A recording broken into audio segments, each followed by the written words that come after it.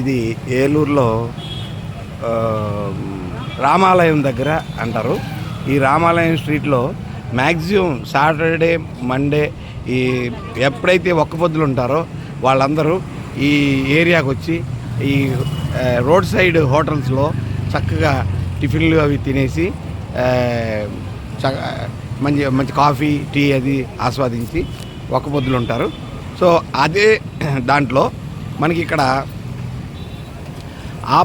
ఆపాలంటే అసలు నోట్లో వేసుకుంటేనే కరిగిపోతాయండి. చూసారా, ఈ విధంగా ఆపాలు వేస్తున్నారు ఆయన.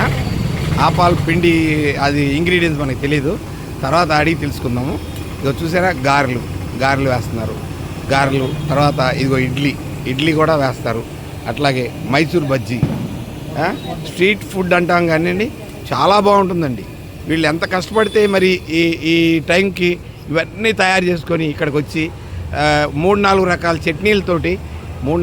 చట్నీలతోటి ఈ తినే వాళ్ళకి అందిస్తున్నారండి.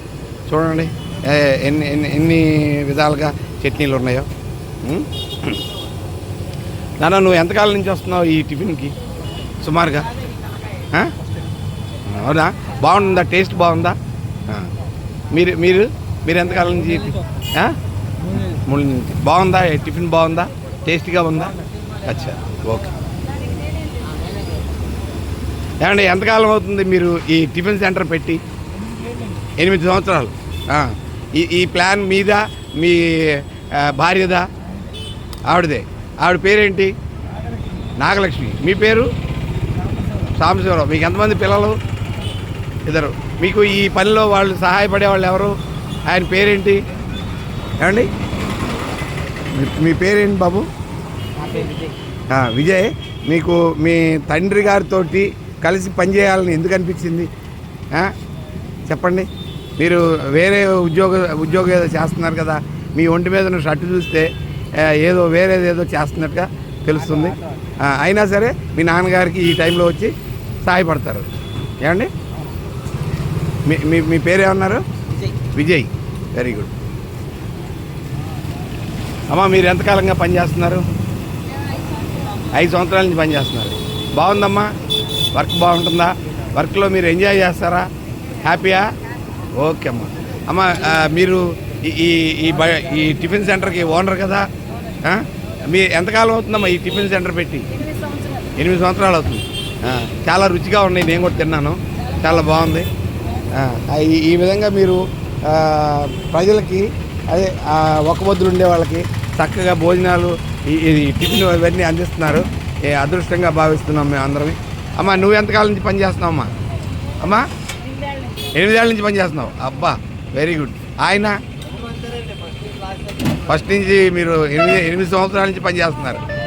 ఈ అదృష్టమే, మీకు అదృష్టమే. భోజనం పెట్టే వాళ్ళని తల్లులతో పోలుస్తారమ్మా. తల్లి తర్వాత తల్లి అంత డోళ్ళమాట మీరు అందరూ. అది చాలా బాగుంటుందండి టిఫిను. ఇంత బాగా చేయటం అనేది వీళ్ళ స్పెషాలిటీ. ఇది స్ట్రీట్ ఫుడ్ అది ఇది అంటారు కానీ చాలా బాగుంటుందండి. ఫ్రెష్గా దొరుకుతుంది, వేడిగా దొరుకుతుంది. మన ఎదురుగా, కళ్ళ ఎదురుగా ఆ ఇడ్లీలు అవన్నీ చూసారా, పొగలు కక్కుతున్నాయి. చక్కగా ఇస్తున్నారు. ఇంట్లో కూడా మీకు ఇంత అమరిగ్గా దొరకవు. ఇక్కడ చాలా వేడిగా దొరుకుతున్నాయి. అన్ని రకాల చట్నీలతోటి చక్కగా ఐఎమ్ ఎంజాయింగ్ లైక్ ఎనీథింగ్. ఆపాలు తిన్నానండి. మామూలుగా ఒక ప్లేట్ తిందామని వచ్చినండి, 2 ప్లేట్లు తిన్నాను. ఎంత రుచిగా ఉందో. బొంబాయి చట్నీ అంటారు, శనగపిండితో తయారు చేస్తారు. సూపర్ డూపర్ అనమాట. అది నాకు చాలా ఇష్టం చిన్నప్పటి నుంచి. మా ఊరిలో దీంతోటే తింటారు.